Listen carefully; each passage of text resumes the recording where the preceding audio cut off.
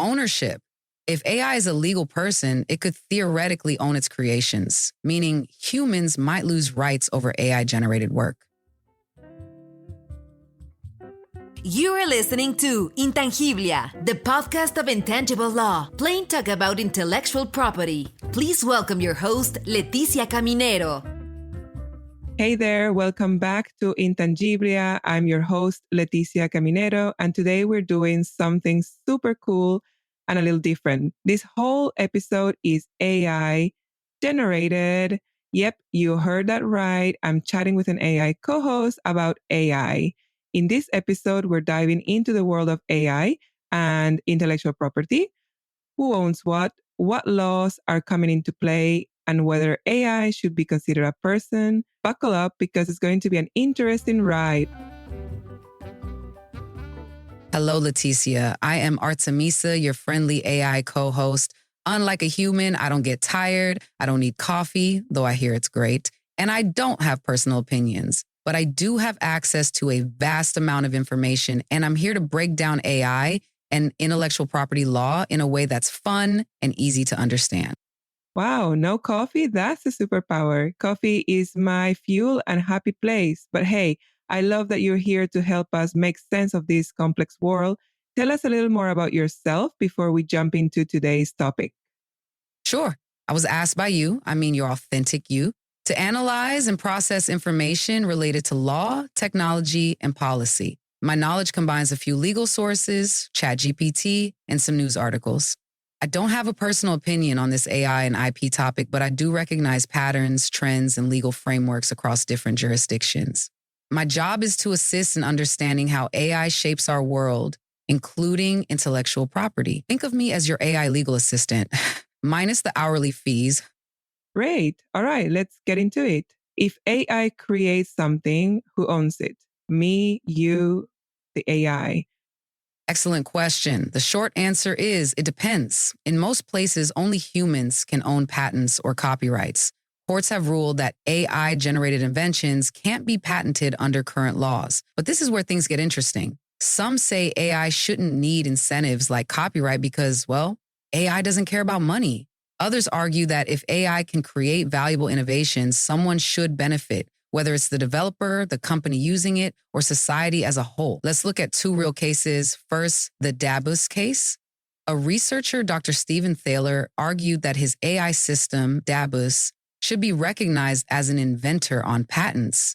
Both the U.S. Patent and Trademark Office, USPTO, and the European Patent Office, EPO, rejected the application, stating that under current laws, an inventor must be a natural person. Second, the Zarya of the Dawn case.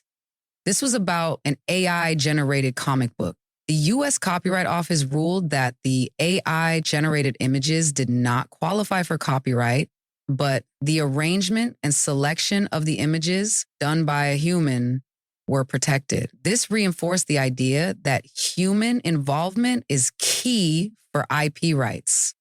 So we're in this weird middle ground where AI is creative but can't own anything. But why do some people really want AI-generated works to have IP protection? Well, the main argument is that without IP rights, companies and researchers might not invest in AI innovation as heavily. If AI-generated content can't be protected, businesses might hesitate to use AI for creative work. Imagine inventors or artists putting in work to train AI models, but then having no legal rights to what those models produce.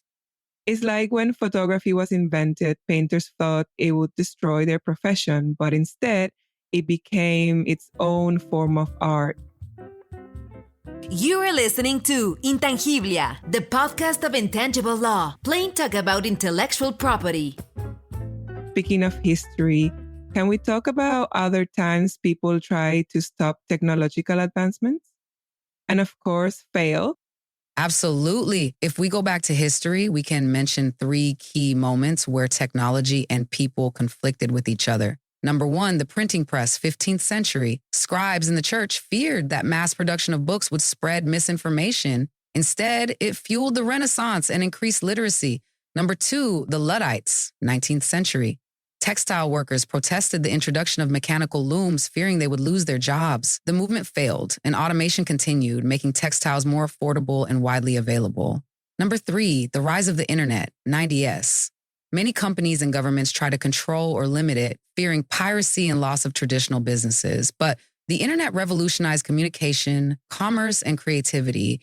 History shows that resisting technology rarely works. It's better to adapt and find ways to make it beneficial for everyone. So AI isn't the first innovation to scare people. Changes are always met with resistance. That brings us to regulation. Should AI be tightly controlled, left alone, or something in between? Great breakdown. Here's the case for each side and the middle ground.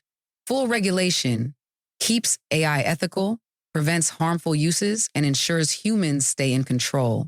Nobody wants a rogue AI running wild.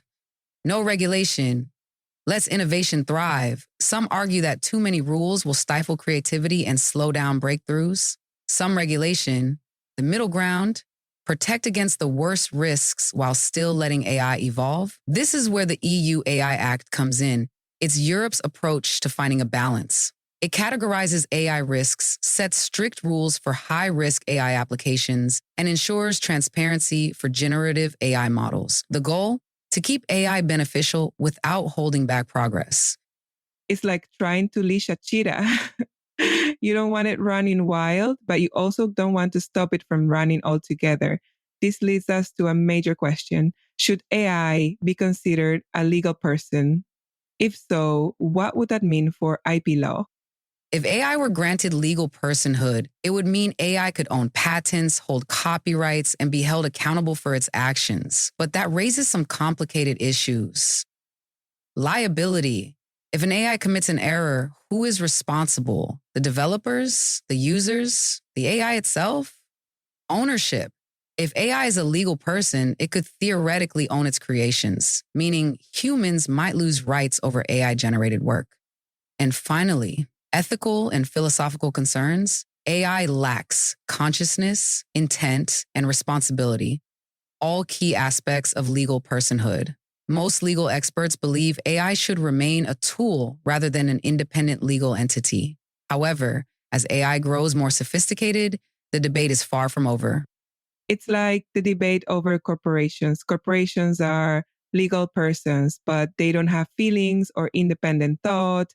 Could AI go down that same route?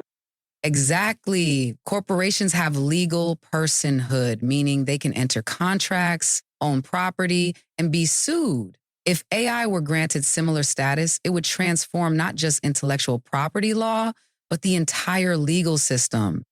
So AI isn't taking over the world just yet. But one thing we can agree on, AI has immense potential.